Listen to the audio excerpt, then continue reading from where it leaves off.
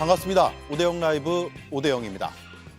속보부터 전해드리겠습니다. 대법원이 이재명 민주당 후보의 선거법 위반 혐의 상고심의 선고일자를 잡았습니다. 5월 1일 모레입니다. 시간은 오후 3시입니다. 대법원이 이재명 후보의 선거법 위반 혐의 상고심의 선고일자를 5월 1일 오후 3시로 발표했습니다. 전원합의체가 앞서 22일, 24일 두 차례 심리를 진행했고요. 곧바로 선고를 하기로 했습니다. 어떤 결과가 나올지 전망을 잠시 뒤에 해보겠습니다. 그리고 국민의힘 경선에서 김문수, 한동훈 후보가 결선에 올랐습니다. 과반 득표자는 없었습니다. 탈락한 홍준표 후보는 시민으로 돌아가겠다며 정계 은퇴를 선언했습니다.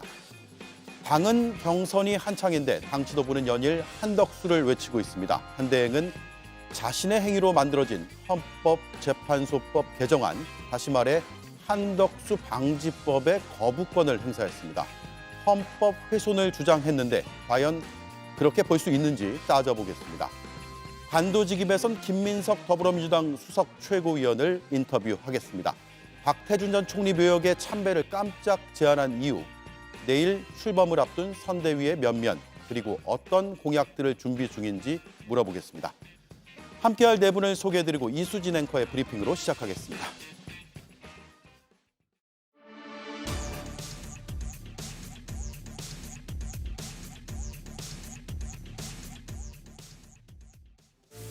국민의힘 2차 경선 결과 김문수, 한동훈 후보가 확정됐습니다. 그런데 홍준표 전 시장에게 이목이 쏠렸습니다. 정치 인생을 오늘로서 졸업하게 돼서 정말 고맙습니다. 이제 시민으로 돌아가겠습니다. 자연인으로 돌아가서 좀 편하게 살도록 하겠습니다. 이번 대선에서 저희 역할은 여기까지입니다. 감사합니다. 대선에 3번 도전을 했고 더 이상의 여력은 없다며 정계 은퇴를 발표한 겁니다. 그래서 축하를 받아야 할 후보들이 오히려 위로를 전하는 그런 상황이 연출됐습니다. 아마 1996년 15대 때부터 저와 같이 국회의원을 하면서 같은 상임위에서 항상 같이 해왔는데 저와 함께 같이 못하고 이렇게 된 데 대해서 매우 안타깝게 생각합니다. 제가 몇 년만 더 먼저 뵀다면 저는 홍준표 계가 되었을 것 같습니다. 그만큼 매력 있으시고 젊은 저보다 더 패기 있으시고 배짱 있으시고 기백 있으셨습니다. 유행어로 치면 시선 강탈이라는 말이 떠오르는데요. 기념사진을 찍는 이 순간마저도 홍준표 시장이 관심을 받았습니다. 자, 네 분 기념 촬영하겠습니다.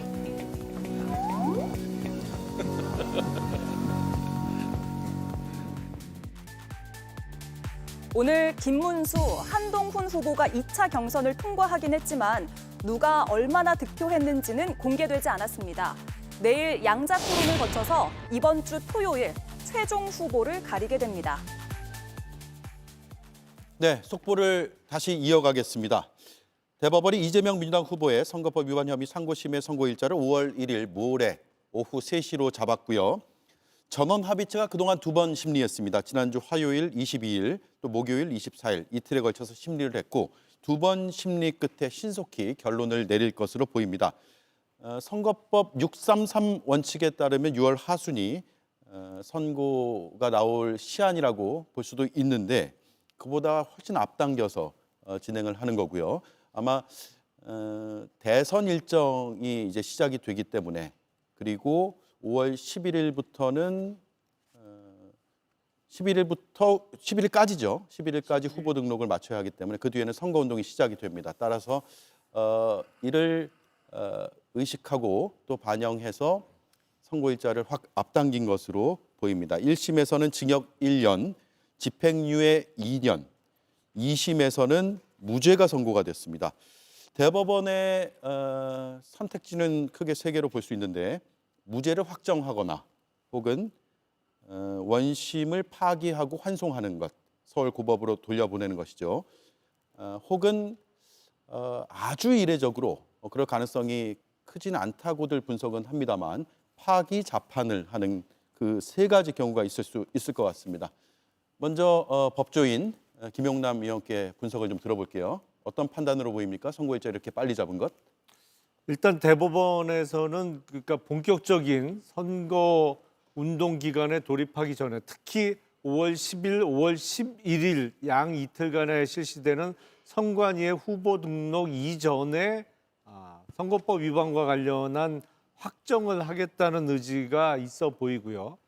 아마도 예측해 보면 지금 말씀하신 대로 법률적으로 가능한 게 세 가지 경우냐 아니면 두 가지 경우냐는 논란이 좀 있습니다. 예. 그러니까 파기 자판이 통상의 경우에는 이제 항소심에서 유죄가 선고돼서 대법원에 올라온 사건을 파기하면서 무죄를 선고하는 경우는 왕왕 있습니다만 항소심에서 무죄를 선고받아서 올라온 사건을 대법원에서 파기하면서 그 스스로 유죄 선고를 최종적으로 유죄 선고하는 이른바 파기 자판 유죄 선고는 여태까지 제가 알기로는 예가 없었습니다. 예. 그래서 사실 현실적으로는 검찰의 상고 기각으로 인한 무죄 확정 내지는 유죄 취지로 고등법원에 돌려보내는 파기 환송이 현실적인 가능성으로 보이는데 무엇보다도 이게 대법원 전원 합의체에 회부된 다음에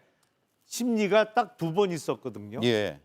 이 적어도 원심을 파기하려면 심리를 좀 더 여러 번 했어야 되는 거 아닌가? 대법관들이 서울 고등법원에서 무죄 선고한 판결을 파기하려면 두 번 갖고는 조금 부족해 보입니다. 그래서 그런 저반의 사정에 비춰볼 때 아무래도 상고 기각 쪽 가능성이 조금 높지 않을까? 예. 법률가로서는 그렇게 예측을 해봅니다. 예, 두 번 심리를 했기 때문에 이걸 원심을 파기하고 고등법원으로 돌려보낸다고 한다면 네. 좀 더 심리를 충분히 했어야 되는 거 아닌가? 그렇죠. 라는 생각과 그 근거를 바탕으로 상고를 기각하고 무죄를 확정한다 쪽의 의견이시고요. 김정 의원님. 저도 비슷한 생각입니다. 더군다나 이제 30여일 후면 다음 대통령을 결정하는 조기 대선을 앞두고 대법원이 마치 이 정치에 뭔가 영향력을 미치는 듯한 그런 행보를 보인다면 아마 국민적 비난을 면하기 어려울 거라고 생각하기 때문에 예. 더군다나 항소심에서 무죄 취지로 올라온 이 상고 건에 대해서 대법원에서 이걸 뭔가 판단을 한다는 것도 뭐 전례에 비춰봐도 별로 합당하지 않은 일 같고요. 설사 저는 이제 무죄 확정이라고 저는 생각을 합니다만 설사 파기환송 유죄 취지 파기환송으로 고등법원에 내려간다 할지라도 그거는 뭐 당장 어떤 결론이 나는 것도 아니고 가장 유력한 대선 후보에 대해서 지금 35일 뒤에 그 이전에 그 결론이 나기는 어렵잖아요. 그러면은 저는 이제 국민적 그냥 판단, 민심의 판단만이 남아 있는 거라고 생각해서 네. 사실상 무죄 확정이거나 혹은 유죄 취지의 파기환송으로 가더라도 뭐 지금 상황에서 크게 변화는 없을 거다라고 생각합니다. 예. 전원 합의체에 회부된 지 9일 만에 선고가 나오는 것이고요. 대법원의 상고심은 사실관계를 따지는 사실심이 아니라 법률을 정확히 적용했느냐, 법리를 따지는 법률심이라는 점도 충분히 감안해야 될 부분이 아닌가 싶고요. 정광재 위원님. 네. 1심과 2심의 판결 결과가 극명하게 엇갈렸고요. 대법원은 1심과 2심 판단이 진행되는 과정 속에서 분명히 이재명 후보의 선거법과 관련한 내용에 대해서 충분히 검토했을 겁니다. 저는 두 번의 전원 합의체만으로 파기 환송이든 상고 기각이든 그래서 가능성은 상고 기각이 높다라는 김용남 의원의 말씀도 존중하지만 그럼에도 불구하고 국민이 갖고 있는 법 상식과는 분명히 2심 판결은 문제가 있다라는 문제의식을 갖고 있을 것이라고 생각이 들고요. 파기 환송이 된다면 이게 유죄 취지의 파기 환송이 될 텐데 이재명 후보의 대선 출마 여부와는 상관이 없게 될 겁니다. 현실적으로 만약에 유죄 취지의 파기 환송이라고 하더라도 이번 대선에 출마하는 것은 문제가 없기 때문이죠. 그러나 대법원은 정치권의 눈치를 볼 필요 없이 그러니까 대선의 시간표와는 상관없이 이 법리와 증거에 따라서 명확한 판결을 해줌으로써 국민들의 선택에 앞서서 알 권리를 충족시켜줄 의무가 있다고 생각합니다. 그 법리와 증거 또 증언에 걸맞는 합리적인 판단이 나오기를 희망하고 있습니다. 예. 네, 의견이 조금 엇갈린 측면도 있는데 저는 무죄로 확신합니다. 왜냐하면 지난 6개월 전에 작년 10월이죠. 정읍시장에 대한 허위사실 유포 혐의에 대한 대법원 판례가 나왔는데 예. 그때는 전원합의체는 아니고 소부에서 결정을 했습니다. 핵심적인 크게 두 가지인데 허위사실 유포, 그러니까 대법원이 법이 선거라는 민주적인 과정 속에 너무 깊이 들어가는 거에 대한 대법원에서 제동을 걸었어요. 특히나 그때는 이재명 대표처럼 자신의 건에 대해서 방어적인 측면에 가지고 얘기하는 게 아니고 상대 후보에 대한 허위사실 유포에 대한 판결을 하는 데 있어서도 법이 너무 많은 선거 과정에 개입하는 거에 대해서 문제 제기와 함께 무죄 취지로 파기환송을 했거든요. 예. 그래서 이번에 이재명 대표 선거법 2심 판결문을 보시면 총 6번에 걸쳐서 작년 10월에 나왔던 대법원 판례를 인용하는 문구들이 계속 나옵니다. 그래서 이게 이제 속보로 나왔기 때문에 너무 급작스럽게 나온 게 아닌가 이렇게 생각하시는 시청자들이 계실 텐데 이거는 대법원이 불과 6개월 전에 판결을 명확히 했던 겁니다. 그리고 불리한 증언이 있거나 확실하지 않을 때는 피의자 중심으로 판단한다라고 하는 원칙을 다시 한번 강조했다는 측면에서 이것은 무죄가 확실하다. 저는 그렇게 생각하고요. 이번에 전원합의체로 간 이유는 지난번 10월 달에 내린 대법원의 판결은 소부에서 내린 결론이기 때문에 판례로서의 정합성을 조금 더 높이기 위해서 전원합의체 판결로 간 게 아닌가 저는 그렇게 해석합니다. 예. 김용남 위원님, 제가 사실심하고 법률심 말씀을 드렸는데 네. 좀 더 구체적으로 설명을 해주시죠. 대법원에서는 아예 사실관계를 안 따지는 건가요? 2심의 사실관계의 법정에서 판단했던 그걸 그대로 존중해서 법리 적용만 따지게 되는 건가요? 그러니까 말씀하신 대로 대법원은 법률심이기 때문에 사실관계에 대한 심리는 하지 않습니다만 다만 어떤 증거에 의해서 어떠한 사실을 인정할 때 체증 법칙이라고 해서 증거법적으로 법리를 오해한 적은 없느냐. 예. 그러니까 하급심에서 원심에서 그거는 따집니다. 그러니까 조금 이해하시기가 어려울 수 있는데 사실관계에 유무죄 판단은 안 하지만 유무죄 판단에 이르기까지의 과정에서 증거 법칙과 관련해서 실수를 하지 않았느냐 원심이 내지는 증거법과 관련해서 어떠한 법리 오해를 하지 않았느냐는 따지기 때문에 대법원에서 가끔 사실 오인 그러니까 체증 법칙 그러니까 증거를 채택해서 적용하는 법리와 관련해서 파기되는 경우는 있죠. 그러니까 사실상 이제 증거와 사실관계, 판단관계에 있어서 어떤 실수나 과오가 있지 않았느냐는 대법원의 판단 대상은 됩니다. 예. 다만 법리 적용에 문제점이 있는지 여부를 집중적으로 따지는 게 이제 대법원의 상고심이라는 것이고요. 국민의힘의 공식 입장을 정광재 대변인은 방송 중에 말씀을 해주셨고 또 당의 입장이 나와서 말씀드리면 신속 판결을 환영한다. 많은 국민이 무죄 납득을 하지 못한다. 정의로운 판결을 기대한다라고 국민의힘에서 입장이 나왔다는 점 말씀을 드리고 민주당에서 공식 입장은 당 입장은 아직 나오지는 않았습니다만 나오게 된다면 바로 전해드리고 또 네 분의 평론을 들어보도록 하지요. 자, 다시 한번 정리를 해드리겠습니다. 막 들어오신 시청자들도 계실 거라고 생각해서 대법원이 이재명 민주당 후보의 선거법 위반 혐의 상고심의 선고 날짜를 확정해서 발표했습니다. 5월 1일 목요일 모레입니다. 오후 3시에 선고를 하기로 했습니다. 1심에선 징역 1년, 집행유예 2년이 선고가 됐지만 지난 2심에서 뒤집혔습니다. 무죄가 선고가 됐습니다. 모든 혐의에 대해서 다 무죄라고 2심 재판부에서는 판단을 했고요. 대법원에선 무죄를 확정하는 상고 기각을 할지 혹은 원심을 인정하지 않고 일부 혹은 전부 파기해서 돌려보낼지의 갈림길에 서 있는 것 같습니다. 그 결과는 우리가 분석은 했지만 예측을 하기는 어려운 부분이니까 더 질문은 드리지 않겠습니다. 그동안 전원 합의체가 2번 심리했거든요. 회부가 된 지 9일 만에 2번 심리 끝에 바로 선고를 하게 되는 겁니다. 앞서 사실심과 법률심 말씀을 드렸고요. 참고하시면 좋을 것 같습니다. 자, 그 결과는 또 지켜보고 또 이어지는 속보가 있으면 바로 전해드리도록 하겠습니다. 국민의힘의 대선 2차 경선 결과가 나왔습니다. 김문수, 한동훈 예비 후보가 결선에 진출을 했고요. 예상하셨냐는 질문은 드리지 않겠습니다. 대체로 예상하신 걸로 제가 방송 전에도 전해드렸기 때문에. 근데 이제 구도가 중요해요. 반탄이냐, 찬탄이냐로 딱 갈린 것 같아요.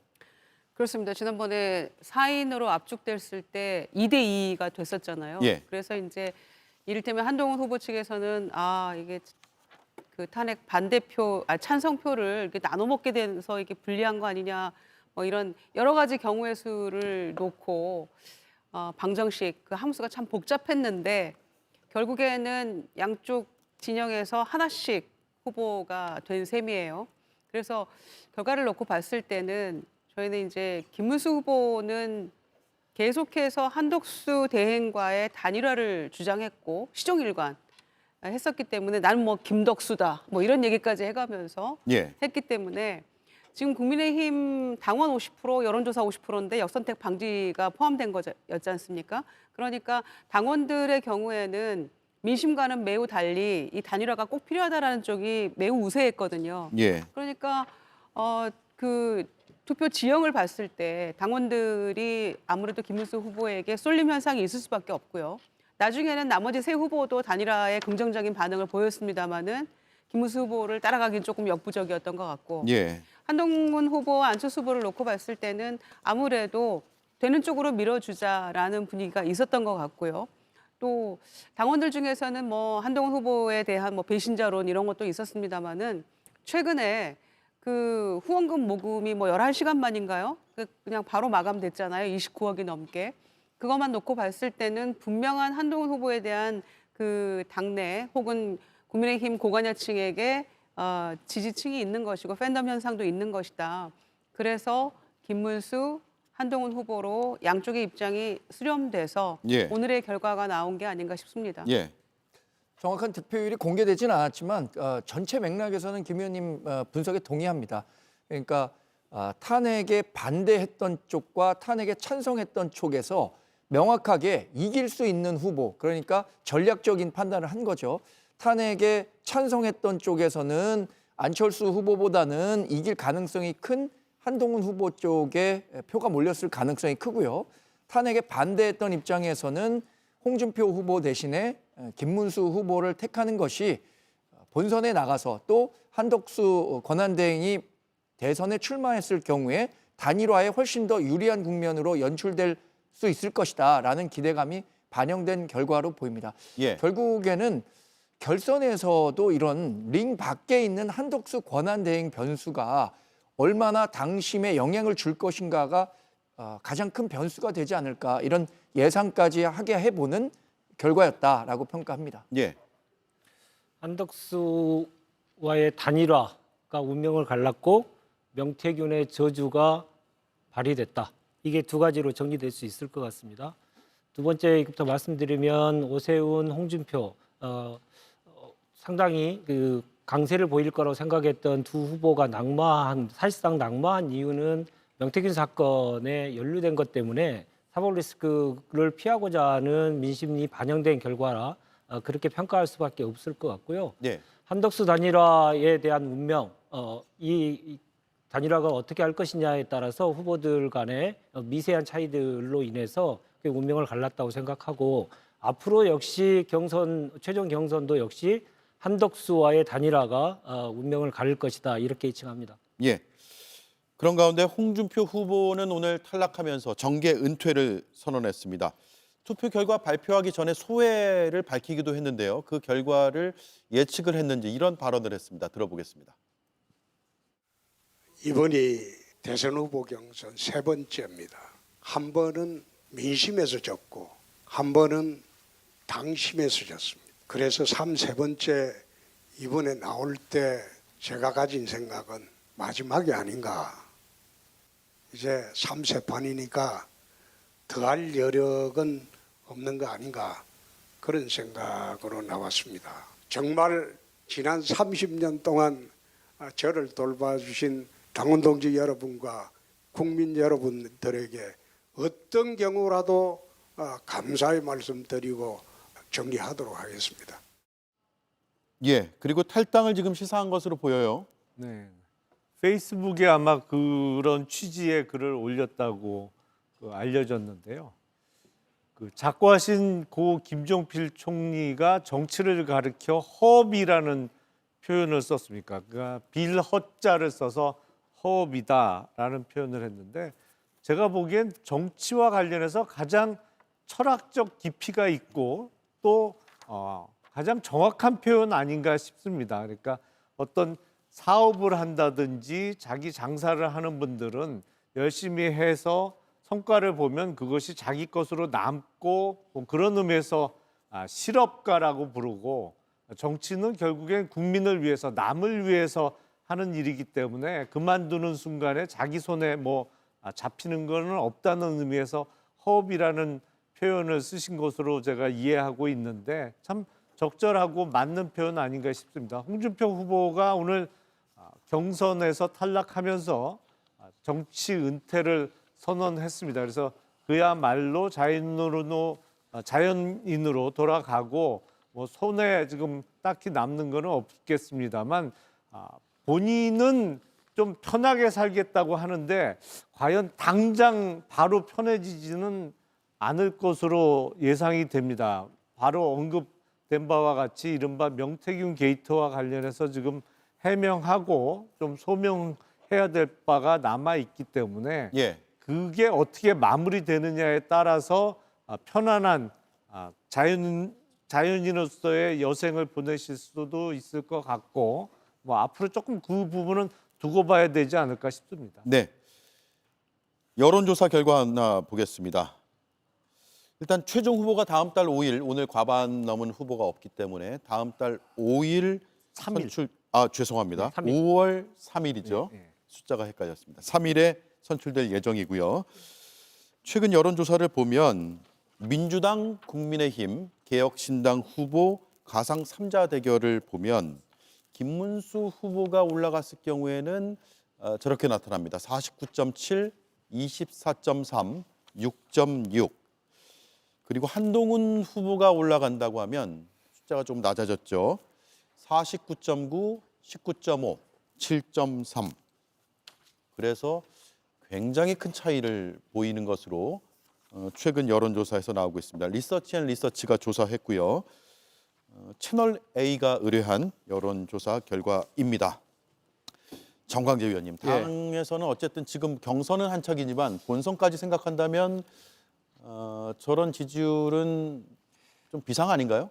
그런데 지금 나오는 여론조사 결과에 대해서 우리 당이 일희일비하지는 않습니다. 예. 왜냐하면 선거라는 게 우리 흔히 얘기하는 것처럼 구도와 인물 정책의 이야기를 합니다. 그런데 그중에서 가장 큰 비중을 차지하는 게 구도인데 이번 조기 대선이 치러지는 것은 당연히 12월 3일에 있었던 윤석열 전 대통령의 위헌적인 계엄이었고 이에 따른 헌법재판소 판결 결과에 따라서 치러집니다. 예. 처음부터 설정된 구도 자체가 우리 당에는 굉장히 불리한 상태에서 치러지기 때문에 지금 나오는 여론조사 결과는 저는 당연히 민주당이 과대 표집돼 있다고 생각합니다. 그러나 우리 당의 지금 후보가 한 명으로 정해지는 순간 지금 여러 후보들을 상대적으로 놓고 비교하지만 우리 당과 중도 측의 이 한 명의 후보가 정해지면 지금과는 완전히 다른 여론 지형이 펼쳐질 것이라고 생각하고요. 구도가 바뀌게 되면 그 다음서부터 인물과 정책을 보게 됩니다. 인물 면에서는 지금 여러 리스크가 노출돼 있는 이재명 민주당 후보보다는 우리 당의 깨끗한 도덕성이 뛰어난 후보에 대한 장점이 부각될 것이라고 보기 때문에 지금 나오는 여론조사 결과 큰 의미를 두지 않고 앞으로 우리 후보가 정해졌을 때 대한민국을 어떻게 이끌어 나갈 것인가 이 부분에 집중하면 충분히 좋은 여론 흐름을 만들 수 있을 것이라고 예상하고 있습니다. 예, 다시 그래프 좀 보겠습니다. 49.7, 24.3, 6.6. 이재명 후보의 지금 여론조사 결과를 보면 훨씬 이전에는 40%대 초반도 나오기도 했고요. 근데 지금 나오는 여론조사가 거의 40% 후반, 거의 50% 육박하고 있거든요. 그래서 이게 이미 이제 박스권을 벗어났다라는 해석으로 이어지는데 그 해석은 가능한 해석일까요? 예, 최근의 여론조사 추이를 보면 대체로 그 정도 선에서 안정세를 보이고 있는 것 같아서 이제는 소위 국민의힘에서 계속 얘기하는 뭐 40% 박스권은 벗어난 게 아닌가라고 조심스럽게 판단을 해봅니다. 그런데 선거라는 건 끝까지 가봐야 아는 거죠. 그래서 절대로 방심은 금물이라고 생각하고요. 마지막 순간까지 최선을 다하는 게 참 중요한데 매우 겸손하게. 그런데 중요한 거는 지금 오늘 2인 압축은 됐습니다마는 여전히 예선이고 5월 3일 날 또 한 명의 후보가 탄생하더라도 국민의힘은 그것도 마저도 예선 아닙니까? 또 다른 단일화라는 또 변수가 남아 있는 것이고 그래서 최종 그 후보가 어떻게 결론이 나느냐에 따라서 또 여론 지형은 달라질 수 있기 때문에 민주당으로서는 그 결과까지를 지켜보고 있는 겁니다. 그래야만 향후에 또 다른 판단을 할 수 있는 거겠죠. 네. 여론조사의 이 흐름이 어떻게 될 건지를 어떻게 알겠습니까? 근데 지금까지 나왔던 내용을 가지고 보이지 않는 여론조사가 보이는 민심의 흐름을 우리가 캐치를 해야 되겠죠. 평상시 같은 선거에서는 30일 정도 남으면 대체적으로 아직 결정을 못한 의견 유보층이 한 30% 가까운 대를 형성하는 게 예사입니다. 근데 이번 선거는 전혀 다른 양상을 보이고 있죠. 그래서 지금 의견을 유보하는 층들이 한 10% 내외 정도로 10%대로 매우 급격히 떨어져 있는 상태입니다. 그러면서도 본인이 지지하고 있는 후보에 대한 후보 지지 강도도 매우 높아서 한 80%를 상회하는 여론조사가 많이 나오고 있습니다. 근데 결국 그래서 내가 지금 지지하는 후보를 계속 지지하겠다는 사람들이 10명 중 한 8명 정도 되고 그리고 현재 지금 결정하지 못한 사람 유권자가 10명 중에 한두 명 정도밖에 안 되는 상황이라고 한다면 불과 35일 남은 기간 동안에 이것을 역전할 수 있을 거라고 하는 것은 전혀 예상하기 어려운 일이 아닌가 저는 그렇게 해석합니다. 예. 선대위 구성을 좀 보겠습니다. 윤여준 전 장관이 상임 선대위원장을 맡기로 어제 발표가 됐고요. 그리고 강금실 전 법무부 장관, 김부겸 전 총리, 우상호 전 의원, 그리고 박찬대 원내대표는 상임 선대위원장으로 당연직으로 들어가게 됩니다. 그 외에도 김부겸, 정세균 전 총리, 권오을 전 한나라당 의원, 김경수 전 지사, 박용진 전 의원, 이광재 전 의원 등이 포진을 하고 있고 또 어디까지 확장될지는 지켜봐야 될 것 같습니다. 내일 선대위가 꾸려진다고 하니까 추가로 인선이 있을 가능성이 꽤 있어 보이는데 어떻습니까? 저런 확장 전략 어떤 의미가 있을까요?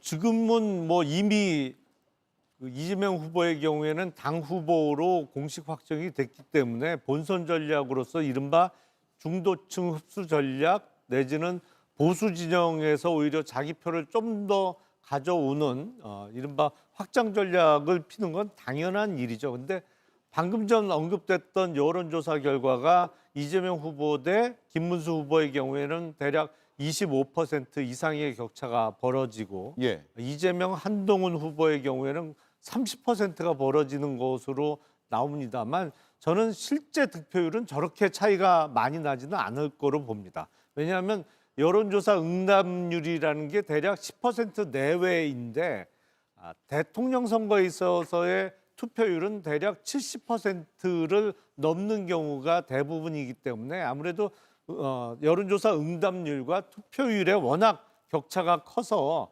저만큼은 표차가 득표율에서 많이 벌어지지는 않겠습니다만 이런저런 사정, 특히 12월 3일에 있었던 불법적인 비상계엄과 관련해서 지금까지도 확실한 절연을 못하고 있는 국민의힘의 입장을 봐서는 뭐 단연코 민주당의 이재명 후보가 유리한 대통령 선거가 될 것임은 분명합니다만 그럼에도 불구하고 마지막 순간까지 외연 확장을 위해서 최선을 다해야겠죠. 그러니까 예. 선대위 구성부터 시작해서 앞으로 계속 발표되는 영입 인사들의 명단에 있어서 오히려 범민주계를 다 합치고 과거에 국민의힘 내지는 뭐 과거에 한나라당에 소속해 있던 인사들도 계속 합류하는 그 뉴스가 이어지지 않을까 싶습니다. 예.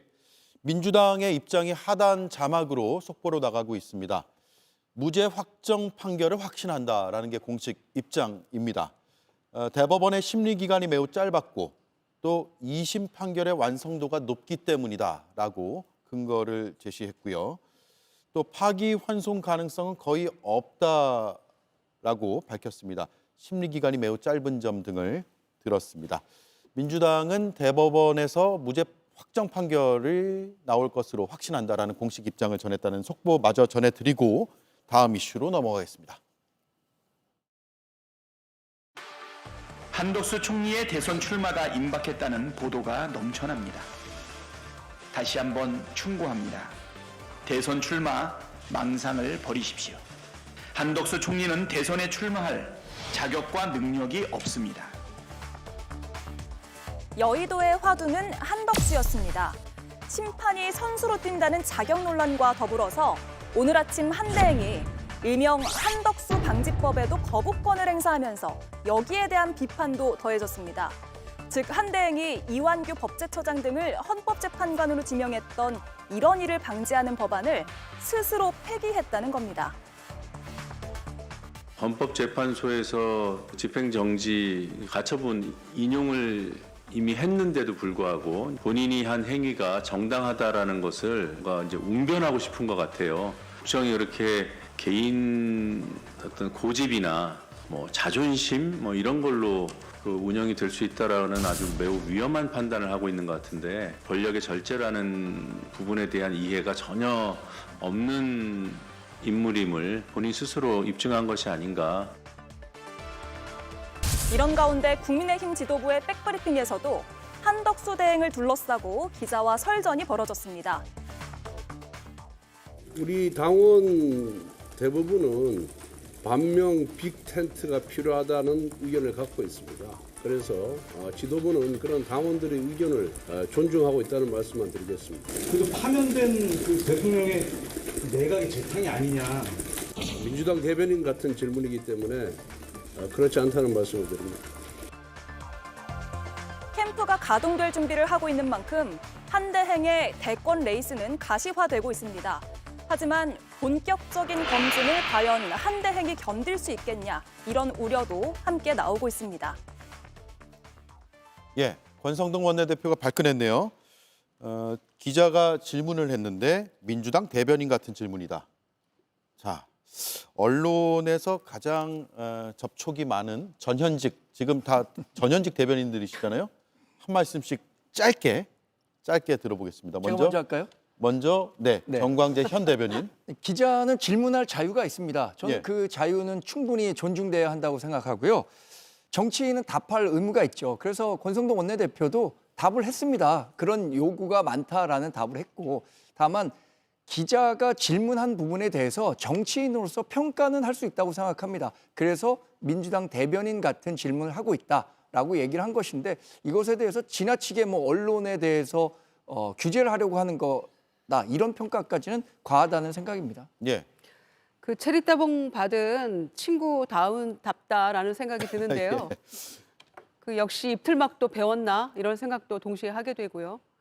기자는 국민 1호라고들 하죠. 그러니까 민심을 대신해서 질문하는 겁니다. 그런데 최근에 한덕수 대행에 대한 그 출마 관련한 여론조사 보면 반대가 월등하잖아요. 월등히 높은데, 자, 그런 상황에서 그 질문을 권성동 원내대표한테 왜 못합니까? 그게 예. 왜 민심을 대변하는 겁니다, 기자는. 그렇게 질문했는데 저런 식으로 얘기하는 거 보니까 아직도 민심을 읽을 줄 모르고 정신 못 차리고 있구나라는 생각 들고요.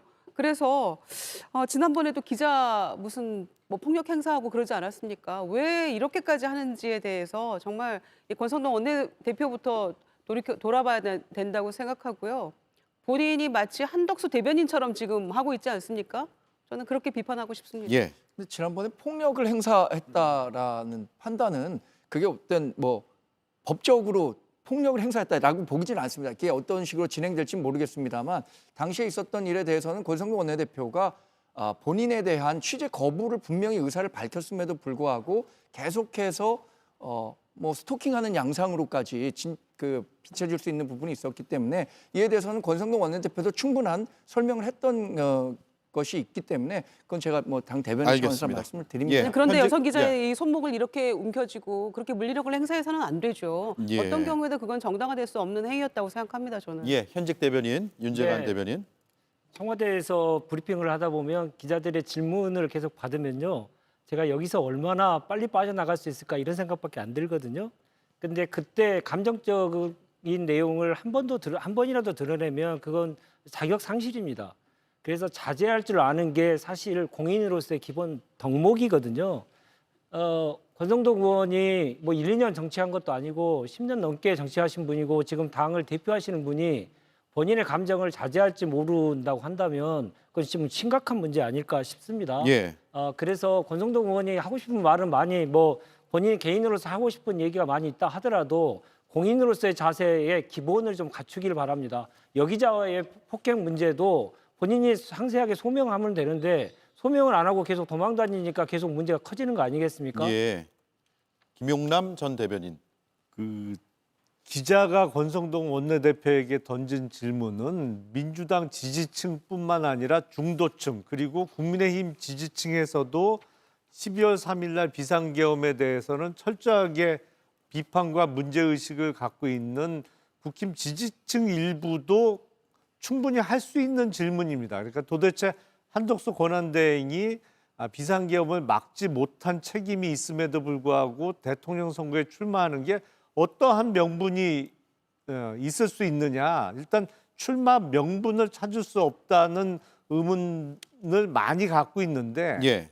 권성동 원내대표가 그거를 민주당 대변인으로 이렇게 치부를 하면 중도층 내지는 국민의힘 일부 지지층을 다 민주당 쪽으로 밀어내고 있는 형국이라고 저는 봅니다. 그러니까 당의 어떤 지지 기반을 점점 깎아먹는 거죠. 그러면서 저런 얘기를 들으면 나도 저런 문제의식이 있는데 그러면 내가 민주당인가? 내지는 이번 선거에서는 민주당 후보를 찍어야 되나? 이런 생각을 할 수밖에 없습니다. 그래서 제가 보기엔 그 선거를 앞두고 표를 달라고 읍소를 해도 시원찮을 판에 예. 저렇게 자꾸 표를 상대당으로 밀어내는 거는 무슨 전략인지 참 이해하기 어렵습니다. 예. 현장 기자가 한덕수 권한대행의 출마의 명분에 대한 문제 제기를 하는 목소리를 빌어서 질문을 했는데 민주당 대변인 같다라는 답이 돌아왔고 오늘 조간 사설 한번 보겠습니다. 민주당 대변인인가요, 이것도? 한덕수 대행 출마 명분과 비전이 궁금하다. 조선일보 사설이고요. 출마 임박 한덕수 국민 설득할 명분 제시가 먼저다라고 지금 거의 모든 언론이 다 꼬집고 있습니다. 그래서 과연 권 원내대표의 발끈하면서 했던 발언이 적절한지에 대해서는 의문이 제기되는 상황입니다. 여론조사로 갈게요. 자, 그 한덕수 권한대행이 출마는 지금 거의 사실상 하는 것으로 보이는데 출마해야 한다, 하지 말아야 한다라는 여론의 결과가 저렇습니다. 하지 말아야 한다 44.2%, 해야 한다 41.4%로 마찬가지로 리서치앤리서치가 채널 A의 의뢰를 받아서 한 여론조사 결과이고요. 죄송합니다. 단일화를 해야 된다. 출마해야 된다가 아니라 국민의힘 후보와 단일화를 해야 된다. 이제 출마는 뭐 기정사실화가 된 것 같아요. 출마 여부에 대한 질문보다 아예 단일화로 질문이 바뀌어서 나가고 있습니다. 그리고 나서 이걸 국민의힘 지지층으로만 좁혀서 봤을 때는 어떤 여론이냐. 단일화를 해야 한다가 81.2%예요. 일반인들을 대상으로 한 응답에서는 해야 한다가 41.4%였는데 국민의힘 지지층에서는 81.2%가 단일화를 해야 한다라는 응답을 하고 있습니다. 어떻게 봐야 합니까? 일단 뭐 민주당을 지지하는 분들은 단일화라는 이벤트를 통해서 정치적 에너지가 폭발되는 것에 대한 두려움이 있겠죠. 단일화 과정에서 나오는 에너지가 시너지로 연결될 경우에 지금 이른바 이재명 후보 대세론이 형성된 상황에서 그 판을 흔들 수도 있는 변수가 되기 때문에 한덕수 권한대행의 출마 분명히 반대할 거고요. 예. 출마를 한다면 국민의힘 후보와 단일화하는 것에 대해서도 크게 거부할 겁니다. 그러나 우리 당을 지지하는 사람과 또 중도 표심을 갖고 있는 분들은 이른바 이재명 후보가 대통령이 되는 것에 대한 반감과 이른바 이재명 포비아가 분명 존재하기 때문에 어떤 식으로든 중도 보수의 단일화가 필요하다라는 현실적 인식을 갖고 있을 거라고 생각합니다. 예. 그런 민심이 지금 우리 당을 지지하는 사람들에게는 대략 10명 중에 8명은 단일화 필요성을 얘기하고 있는 거죠. 예. 우리 당 후보도 지금 2명의 후보로 압축됐습니다만 한덕수 권한대행이 만약에 후보로 나온다면 단일화에 어떤 식으로든 응해야 한다고 생각할 겁니다. 그 적극적인 정도의 차이는 있겠지만. 네. 자, 그런데 이런 여론이 계속 유지될 것인가? 이건 의문이에요. 김용남 의원님. 그렇죠. 사실은 정치권은요. 어느 어떤 산업이나 어떤 분야보다도 이른바 신상품이 높은 가격을 인정받는 곳입니다. 그러니까 한덕수 권한대행이 연세는 많으십니다만 본격적으로 정치를 한 적은 한 번도 없잖아요. 이번에 예. 만약에 출마를 하게 된다면 그 정치권에 첫 발을 내딛는 게 될 텐데 첫 발을 내딛기 전이 제일 몸값이 비쌉니다. 그 정치권에 발을 들이는 순간부터 가격이 쭉 떨어지기 시작해요. 예. 그러니까 8년 전에 반기문 전 유엔 사무총장의 경우에서도 알 수 있듯이 이게 직접 출마 선언을 하고 정치권에 들어와서 이런저런 사실상의 선거운동을 하면서부터 이제 표가 깎여 나가기 시작하거든요. 그러니까 제가 보기엔 한덕수 권한대행은 본격적인 출마 선언을 하기 전인 지금이 몸값이 제일 높다. 앞으로 몸값은 이제 계속 떨어질 일만 남았다. 그렇게 생각이 듭니다. 예. 자, 한덕수 대통령 권한대행이 오늘 사실상의 마지막 국무회의인 것 같아요. 출마를 하려면 주재를 했는데 거부권을 또 행사했습니다. 그런데 그 거부한 법률안이 이른바 한덕수 방지법입니다. 즉 한덕수 권한대행이 한덕수 방지법을 거부했다라고 보시면 되는데 어떤 이유인지 들어보겠습니다. 권한대행의 직무 범위에 대해서는 헌법은 별도의 제한을 두고 있지 않습니다. 그럼에도 이번 개정안은 헌법에 없는 권한대행의 직무 범위를 법률로서 제한하고자 하고 있습니다.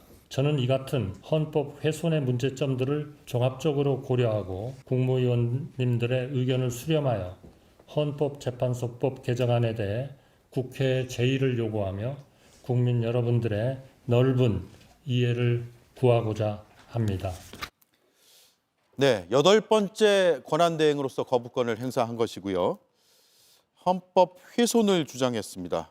헌법 훼손이냐 아니냐 한번 따져보죠. 먼저 윤재관 의원님. 그 적반하장도 유분수지 너무 심한 것 같습니다.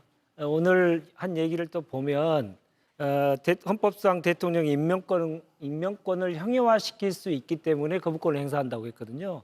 근데 오늘 거부권 행사된 법안을 보면 대통령 권한대행이 대통령 행세를 하지 말라는 내용이거든요. 예. 그래서 대통령 권한대행의 이 문제에 대해서 얘기한 것인데 법안인데 대통령의 임명권을 가지고 얘기하는 거예요. 그러니까 머릿속에는 본인은 지금 대통령 권한대행이 아니고 대통령이라고 생각하고 스스로 생각하고 있는 것을 오늘 그냥 입으로 나온 것 같습니다.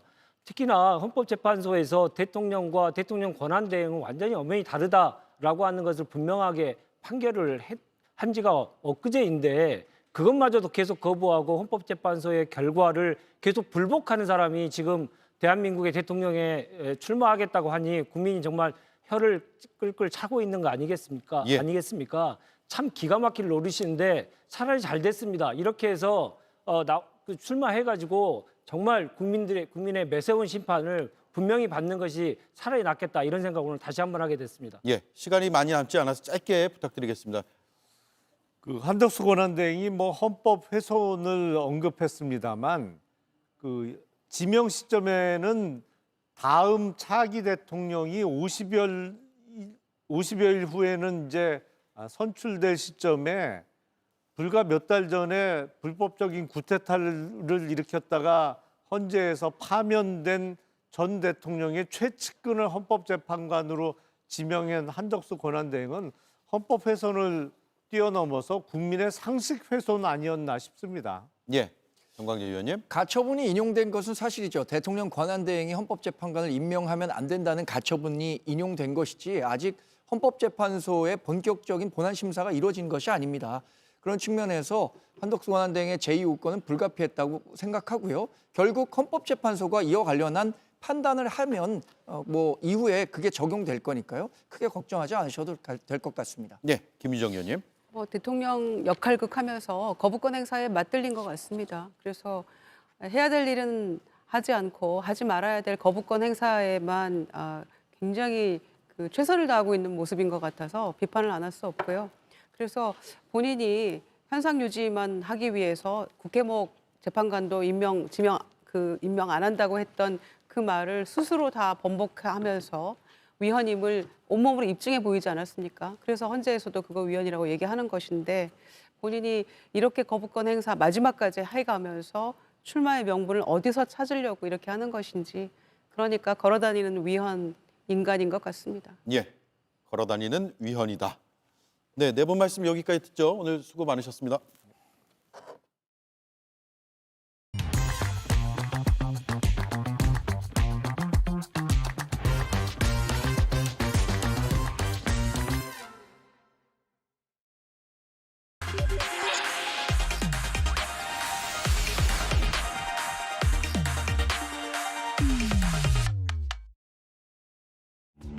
이재명 후보께서 예정에 없던 박태준 전 총리의 묘소까지 참배하셨습니다.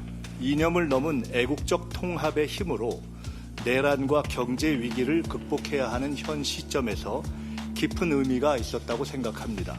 반면 오늘의 위기를 낳은 한덕수 총리의 행보는 참으로 실망스러운 극과 극입니다. 더 이상 국민 혈세를 착복하지 말고 한시라도 빨리 옷을 벗고 출마해서 내주 의무방, 오불가론 국민의 심판을 받기 바랍니다. 네, 오대영 라이브의 간판 코너 단도직입을 시작하겠습니다. 오늘 모신 손님은 긴 설명은 필요 없겠습니다. 김민석 민주당 수석 최고위원 나와 있습니다. 어서 오세요. 안녕하세요. 예, 오시기 전에 대법원에서 속보가 하나 나왔네요. 상고심 선고일자가 잡혔어요. 모레 오후 3시. 어떤 판단을 하고 있다고 보세요? 뭐 빨리 결정하는 게 좋겠다고 판단을 했겠죠. 예. 당에서는 무죄는 확신한다. 이런 그렇습니다. 입장인데 그 공식 입장은 다 공유하고 있는 그런 입장일 테고요. 뭐 공식 입장, 뭐 비공식 입장 상관없이 그렇게 보고 있습니다. 예. 목요일 날 무죄로 확정이 될 것으로 보시고 있으시니까 목요일 결론을 한번 지켜보도록 하죠. 예. 어제 이재명 후보 첫 행보로 전직 대통령들의 묘역을 쭉 참배를 했는데 박태준 전 총리의 묘역 참배를 깜짝 제안을 하셔가지고 그걸 수용을 해서 참배가 이루어졌는데 어떤 이유에서 제안을 하시게 된 겁니까? 박태준 전 총리는 이제 97년에 첫 정권 교체가 됐을 때 김대중, 김종필, 박태준 세 진보 보수 지도자들이 힘을 합쳐서 IMF 국가 위기를 극복했고 그리고 그때 이제 본인이 사실은 군 출신이고 산업화의 기수고 포스코를 만들었고 이런 분인데 경제 살리기에 앞장서셨습니다. 그래서 어떻게 보면 지금 딱 우리 시점에 우리 상황에 맞는 하나의 모델이 되는 분이죠. 합리적 보수, 애국적 보수로서 시대의 변화의 순간에 진보와 손을 잡고 그리고 나라를 살리기 위해서 국가 공동체의 가치를 지키기 위해서 그러면서 경제를 살리기 위해서 손을 잡고 힘을 합쳤던 딱 그러한 분이기 때문에 지금 이 시점에 우리 국가가 필요한 모델이기도 하고 보수 진영에서도 어떤 사표로 삼을 수 있는 그런 모델이라는 생각이 들어서 종합적으로 이승만, 박정희 두 대통령의 전직 대통령의 묘역을 방문하는 것은 어떻게 보면 상당히 뭐 전통적으로 많이 있어 왔던 쟁점에 해당하는 것이어서 그런 것이고 오히려 지금은 그런 어떤 한 걸음 더 나아가서 통합된 힘으로 경제 살리기로 나아가자. 예. 라는 메시지가 담겨 있었던 것 아닌가 싶습니다. 예. 그냥 문득 그런 생각이 들어서 현충원 가기 직전에 대표께 말씀드렸는데 대표님께서 흔쾌히 좋겠다고 말씀을 하시고 실제로 가서 가장 많은 시간을 보냈습니다. 예. 대표 후보죠. 후보 수락연설에서도 그랬고 통합이 굉장히 많이 키워드로 나왔어요. 어제 현충원도 그렇고 통합이 선대위에 제일 앞세우는 키워드라고 보면 되겠습니까? 꼭 그렇지는 않습니다. 예. 제일 중요한 것은 결국은 이제 위기를 극복하고 경제를 살려서 진짜 대한민국을 만드는 그런 이제 어려움을 극복하고 미래지향적으로 가는 것이고요. 통합은 그 과정에 필요한 하나의 토대이고 기반이겠죠. 예. 그러나 예. 뭐 통합 그 자체를 가장 중요한 어떤 컨셉이다.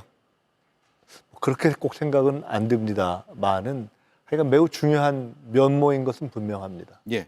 위기 극복이 최우선이고 물론 통합도 상당히 중요하다. 네. 이 말씀이네요. 이재명 후보가 선거 점퍼를 입는 모습이 어제 사진이 많이 찍혔습니다. 1번 밑에 빨간색이 있더라고요. 파란 잠바에. 네. 사진 한번 볼까요? 예. 빨간색은 사실 뭐 국민의힘을 상징하는 색깔이 돼버려가지고 파란 점퍼에 빨간색이 어떤 의미일까? 역시 통합으로 보면 될까요? 어떻습니까? 네, 통합 또는 조화 뭐 이런 것들을 두루 반영하는 어떤 상징 아닐까 싶습니다. 예. 그러면 앞으로 선거운동할 때 모두가 저렇게 빨간색이 들어간 점퍼를 입게 되나요? 아니면 이재명 후보만 입게 되나요? 지금 당에서 이제 공식 선대위가 결성돼서 이제 점퍼나 뭐 여러 가지를 만들어야 되기 때문에 제가 정확히는 모르겠지만은 예. 아마 지금 저렇게 썼으면은 상당히 활용되지 않을까 싶습니다. 예. 내일 선대위가 공식 출범을 할 예정이잖아요. 인선은 이제 다 마무리가 된 겁니까? 아니면 계속 새롭게 영입하는 인재들이 이어진 겁니까? 이제 기차가 달려가기 시작했기 때문에 예. 많은 분들이 계속 탑승하실 것이다 이렇게 생각합니다. 예. 선대위 체제로 바뀌면 당 최고위원 회의는 어떻게 되는 겁니까? 당헌 당규상 선거 기간에는 후보가 정권을 갖고 선대위를 구성하게 되어 있고요. 예. 선대위가 선거 기간 동안에 사실상 최고 의결 기구의 역할도 하게 됩니다. 예, 선대위가 즉 지도부네요. 그럼요. 다만 예를 들어 관련 당헌 당규를 개정하거나 하는 통상적인 당무가 특별하게 있는 경우에는 긴급하게 최고회의를 소집할 수 있다. 그래서 투트랙은 존재하지만 최고회의 지도부가 다 선대위에도 적절하게 포진하기 때문에 네. 선대위 운영 과정에서 다 해결될 것이다 이렇게 봅니다. 예.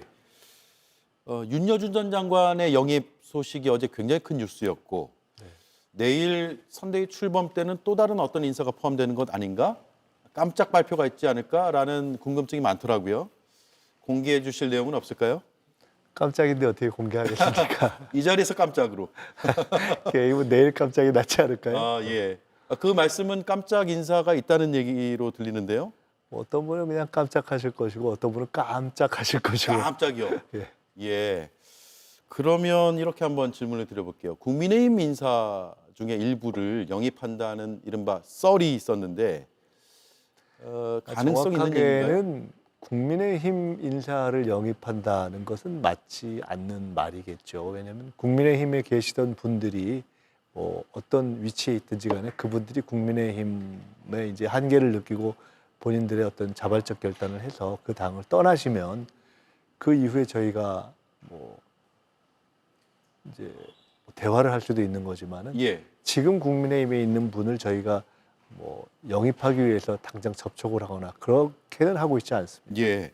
김상욱 의원의 의지가 가장 중요하다. 한준호 최고위원이 오늘 한 말인데 뭐 그것도 그런 원론적 얘기 아닐까 싶습니다. 김상욱 의원님이 아마 당의 어떤 혁신 내지는 어떤 헌법적 가치를 지켜서 적어도 윤석열 내란 문제에 대해서 사과해라. 예. 윤석열 전 대통령을 제명해라. 이런 요구를 하고 그런 요구가 받아들여지지 않으면 본인의 거취 문제까지 결단하겠다라는 말씀을 하신 것을 저희도 기사에서 봤습니다. 예. 따로 논의된 건 없고요. 뭐 그것을 가지고 저희가 논의할 바는 아니라고 생각합니다. 예.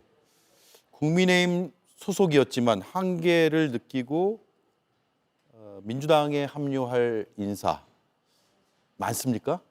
제가 모르죠. 예. 이미 국민의힘 소속이었다가 민주당의 합류를 결심해서 표명되신 그렇게 드러나신 분들이 이제 시작은 됐죠. 예. 뭐 권오을 전 의원 같은 분도 국회 사무총장을 지내신 그런 분도 계시는 것 같습니다. 예. 내일 발표가 일부 될 수도 있겠네요. 예, 뭐 그럴 것 같습니다. 예. 이 자리에서 깜짝 해주시면 좋겠지만 내일 결과 지켜보도록 하죠. 당 정책위에서 조만간 이재명 후보에게 정부 조직 개편안을 포함한 공약안을 보고할 예정이다라고 알려지고 있습니다. 일단 공약은 어떤 공약을 제일 앞세우실 생각이세요? 어제 SK 하이닉스도 방문하셨고 해서 1호 공약이 반도체 공약이 되지 않을까라고 분석들을 많이 하더라고요.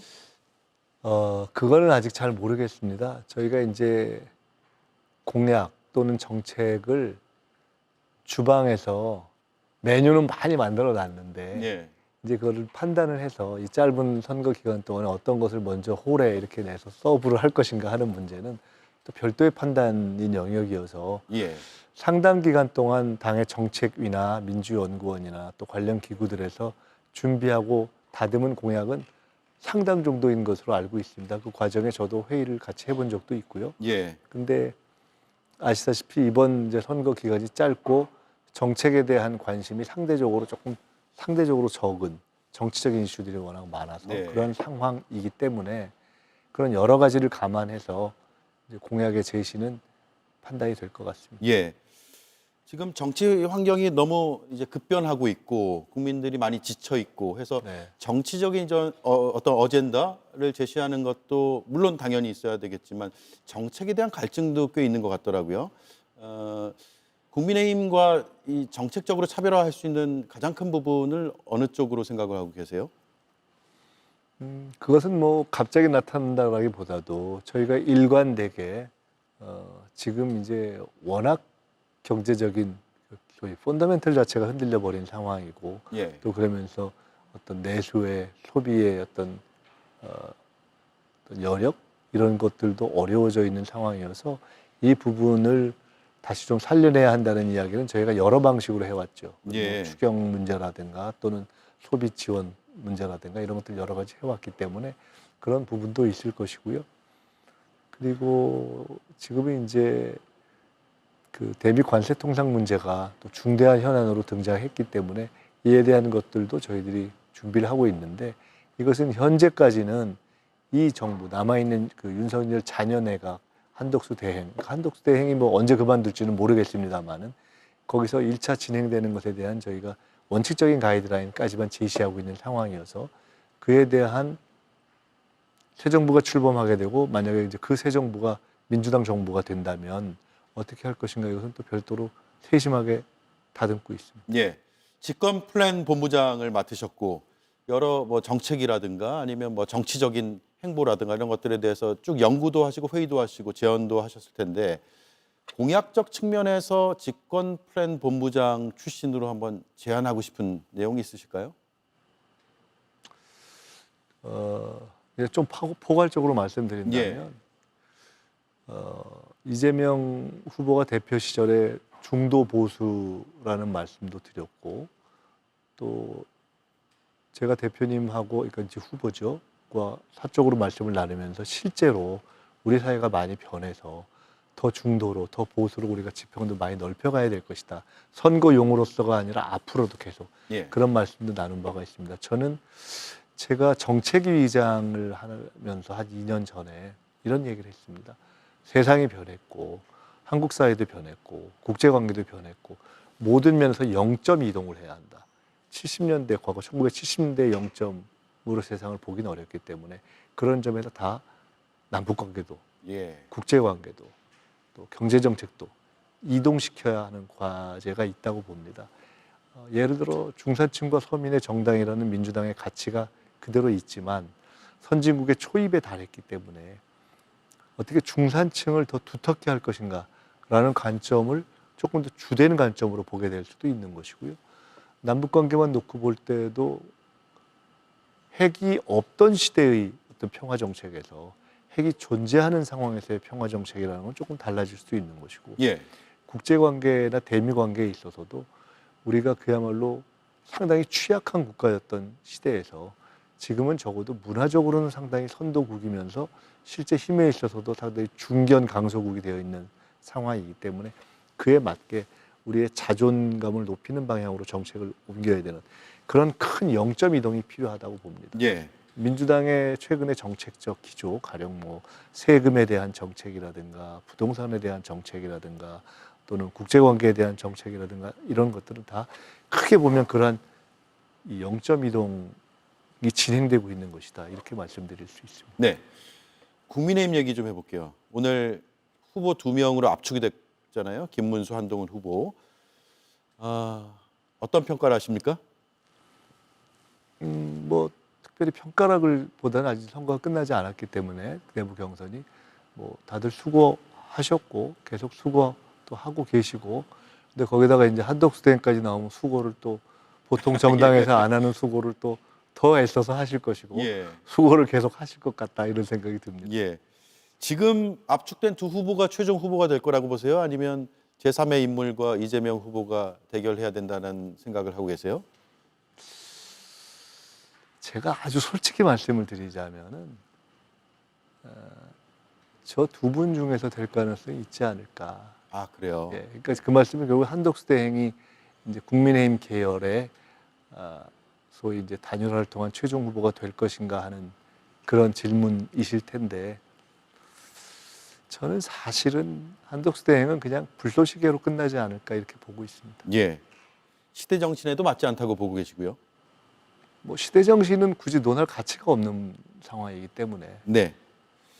최근 여론조사 하나 보겠습니다. 3자 가상 대결을 보면 이재명 후보가 어떤 후보와 붙어도 50%에 가까운 수치가 나오고 있어요. 그리고 김문수, 이준석 혹은 한동훈, 이준석 후보와 이렇게 놓고 보더라도 격차가 그냥 나는 게 아니라 상당히 큰 격차로 나고 있습니다. 이제 50%대를 훌쩍 넘는 쪽으로 지지율이 더 올라가는 추세라고 판단하고 계세요? 아니면 지금 이제 얻을 수 있는 지지율은 거의 다 얻은 것으로 보고 계세요? 뭐 거의 다 나왔는데, 예. 추세로 본다면은 결국 최종 결과에 있어서는 미세하게 저거보다 조금 더 올라가는 추세로 가지 않을까, 이렇게 보고 있습니다. 여론의 흐름이요. 예. 그러면 대선 득표율은 50%가 넘을 것으로 보시는 거예요? 뭐 실질적으로는 양자 대결인 선거가 될 예. 것이기 때문에 뭐 다른 후보들이 있긴 하지만은 뭐 이준석 후보도 있고 또 있긴 하지만은 실질적으로는 양자 대결인 선거에서 저는 거의 그렇게 될 것이라고 봅니다. 예. 한덕수 권한대행 얘기 나왔으니까 5불가론을 제시하셨습니다. 5가지요. 하나씩 제가 질문을 하나 드리고 싶은데, 일단 한덕수 대행은 잘 아시잖아요. 김대중 정부 때도 보셨을 거고요. 네, 그때 김대중 정부 때 이제 통상 관료일 때도 알았고, 해외 출장을 갔다가 우연히 현지에서 만난 적도 있고, 예. 또 뭐 학교 외국에서 뭐 그 하버드 케네디 스쿨 동문이기도 하고, 예. 총리가 이번에 되신 후에도 1대1로 몇 차례 만난 적도 있고 그렇습니다. 아, 윤석열 정부 들어서요? 네. 예. 최근에 만나신 건 아니고요? 몇 달 전인지는 잘 모르겠는데 뭐 그렇습니다. 예. 수석 최고위원이 되고 만나셨어요? 최고위원 이후에 만난 적도 있는 것 같습니다. 왜냐하면은 제가 국회에 있는 연구단체의 대표로 사회적 약자 문제를 놓고 교통권 문제 때문에 그걸 해결하는 과정에서 총리 면담을 직접 1대1로 한 적도 있고요. 그렇습니다. 예. 5대 불가론, 내란, 주술, 의리 없음, 무능, 방탄 이렇게 요약을 내주, 하더라고요. 의무, 방, 제가 뭐 쉽게 그렇게. 예. 첫 번째 내란인데 대통령 파면에 이르기까지 이 사태에 주된 책임이 있다고 보시는 거죠? 뭐 못 막은 것은 우리가 그냥 당연한 것이고, 또 실제로 그 이후에 보인 여러 가지 행태가 내란의 지속에 해당하는 그러한 것들의 행위를 계속했기 때문에 예. 사실상 내란 공범 후보이다 이렇게 봅니다. 예. 비상겸 이후의 행보, 즉 권한대행으로서 했던 일들, 우원식 국회의장은 해야 할 일과 하지 말아야 할 일을 구분해달라 뭐 이렇게 요구도 했던데 그런 측면에서 보고 계신 거예요? 그렇습니다. 예. 두 번째 주술. 김건희, 윤석열보다 더한 주술 후보다라고 그런 말씀하셨는데. 얘기를 워낙 많은 분들이 이렇게 증언처럼 하시고 예. 또 아주 사적으로 가까운 박지원 의원님을 포함해서 예. 그 외에도 꽤 많은 분들로부터 사실은 저도 직접 그 증언을 들었습니다. 예. 잘 알지 못하는 시청자들께 어떤 주술일까요? 출마와 관련된 내용인가요? 아니 그러니까 뭐 글쎄 농반 진반 말씀드리면 지금 저 사퇴 날짜를 못 잡고 있는 게 지금 점괘가 아직 잘 안 나와서 그렇다는 농이 나올 예. 정도로 예. 그 윤석열 그 김건희 그 배우자의 그에 대한 어떤 많이 이렇게 침잠이라고 해야 될까요? 침잠이요. 한자를 써서 좀 그렇게 한다. 예. 그런 쪽을 좋아하신다고 들었습니다. 한덕수 대행이요? 아니면 한덕수 대행의 배우자가요? 예. 배우자가. 예. 예. 근데 여러 사람의 증언이라면 그래서 제가 직접 그중 들은 알려져 있고 사람인가요? 예. 알려져 있고 그걸 내놓고 말씀하신 분으로 박지원 의원 한 분만 우선 예로 말씀을 드렸습니다. 예. 그 외에도 여러 그렇습니다. 증언들이 있었다 이 말씀이네요.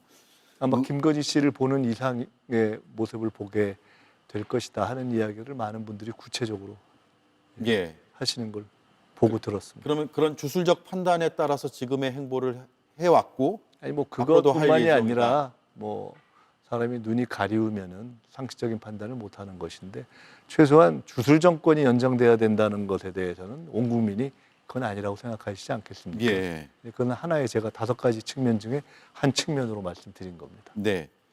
의리 없음. 이건 노무현 전 대통령의 은덕을 배반했다. 오랜 기간 봉하마을 참배조차 하지 않았다. 이런 겁니다. 예. 국민의힘 측이나 또는 뭐 한덕수 대행의 잠재력을 높게 보는 분들이 보수 후보인데 호남 출신이다. 예. 참여정부 총리도 했다.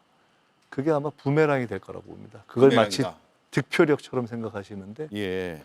그 과거에 한덕수 대행이 김대중 정부 때인가요? 기용됐을 때 호남 출신이라는 걸 오랫동안 숨겨왔던 사람이라는 것이 기사가 크게 됐던 적이 있습니다. 예. 기억이 납니다. 저도 본 적 있습니다. 예.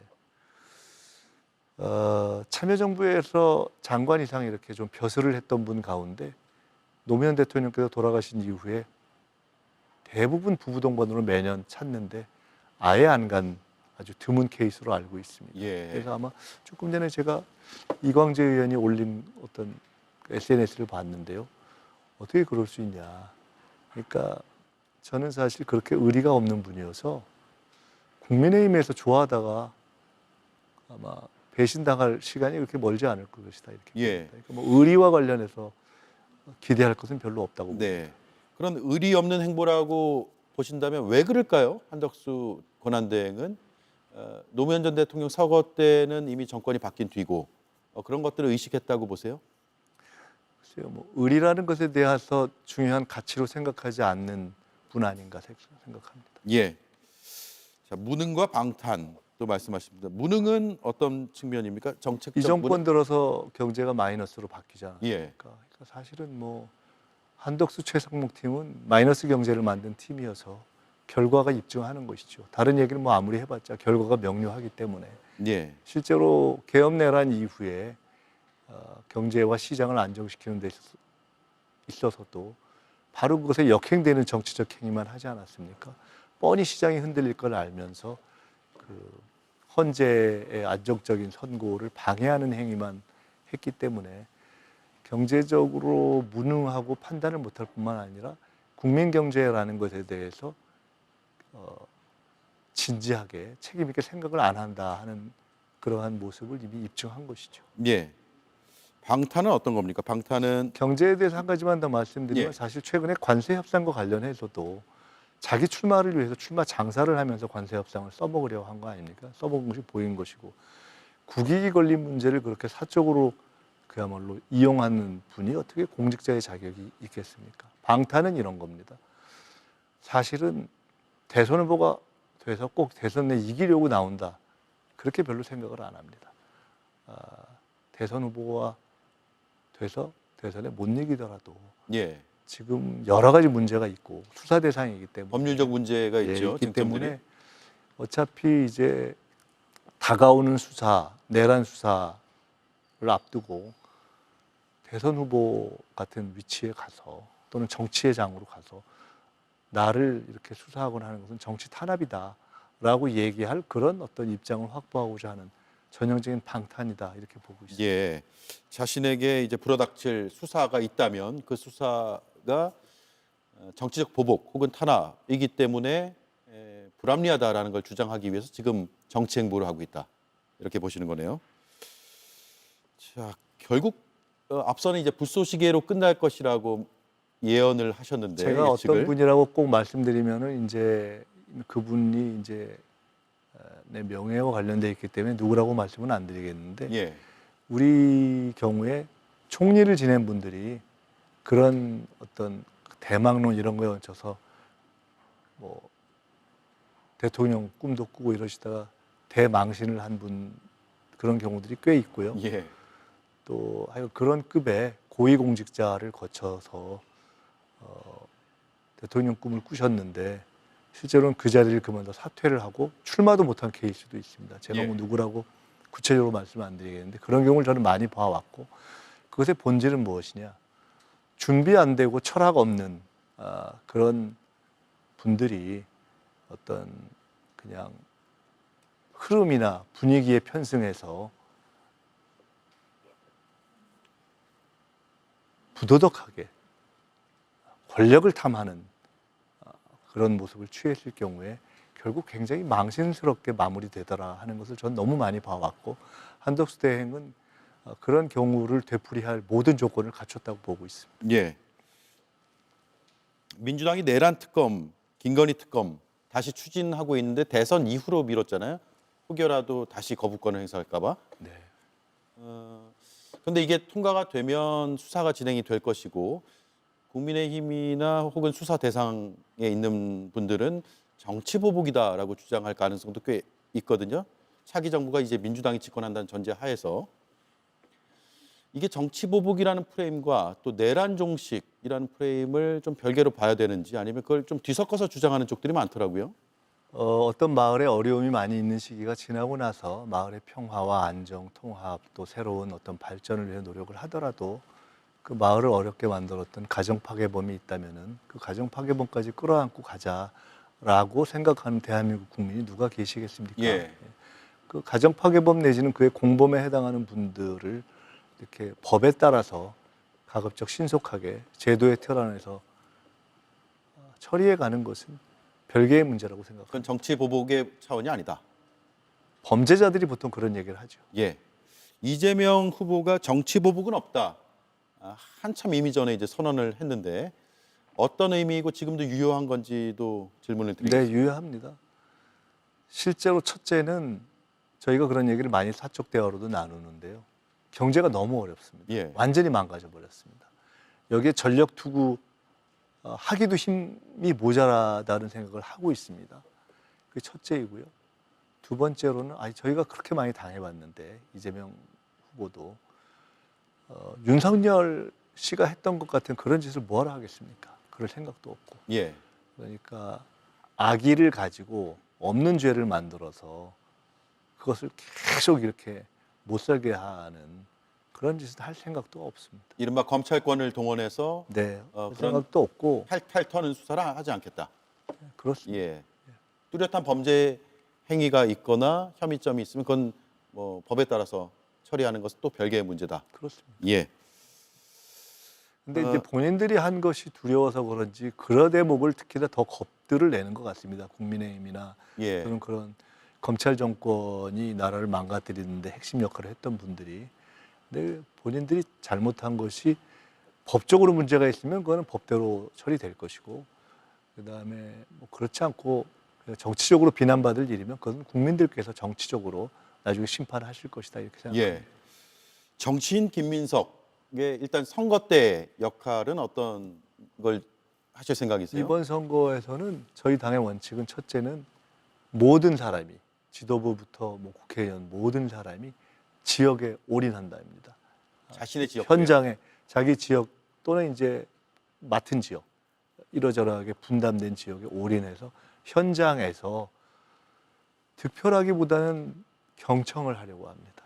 국민들의 이제 아픔 또는 지금 바람 이런 말씀들을 충분히 들으려고 하고요. 그것이 첫째가 될 것입니다. 예. 저도 뭐 당연히 그 중에 하나이기 때문에 저희 지역 또는 저는 뭐 어느 지역이 예를 들어 뭐 서울이 되든 어디가 되든 그렇게 되면 거기서 최선을 다하고 중앙당에서 뭐 필요한 회의가 있거나 뭐 이런 경우에 뭐 참여하는 이렇게 될 것 같습니다. 예. 선거 이후의 역할은요? 그럼 뭐 그때 가서 봐야죠. 예. 알겠습니다. 시간이 훌쩍 가버렸네요.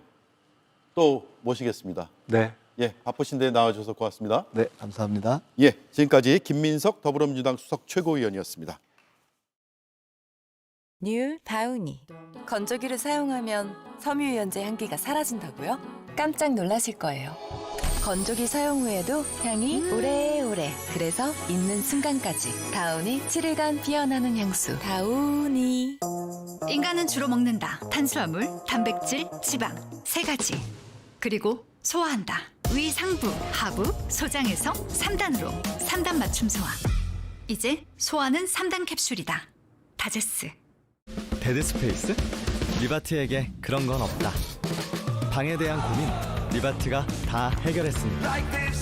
공간을 차지하던 가구는 깔끔하게 숨기고 생각지도 못한 빈틈까지 야무지게 활용하면 어떤 방이든 여유롭게 리바트 더룸 패키지로 내 마음에 드는 방을 만드세요. 세상에 없던 인테리어 리바트 집테리어. 지난 5년 동안 경제 운영 정말 무책임하게 했다.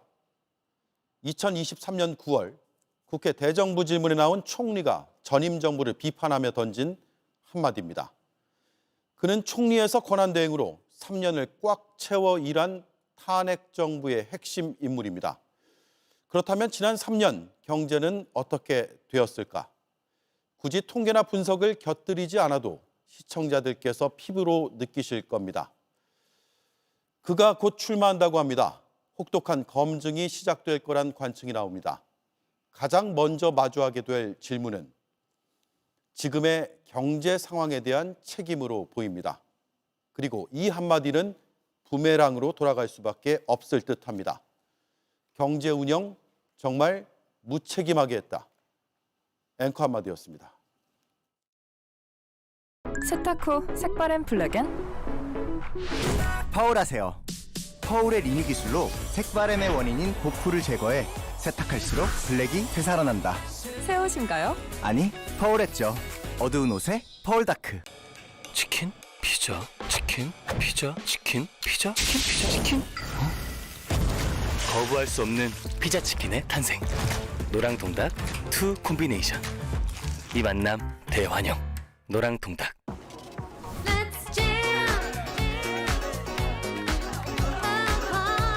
여기 완전 꽉 찼어. 꽉 찬 이 맛이지. 20가지 영양소가 빈틈없이 꽉. 얼음 정수기의 기준을 높이다. 아이스트리 플리.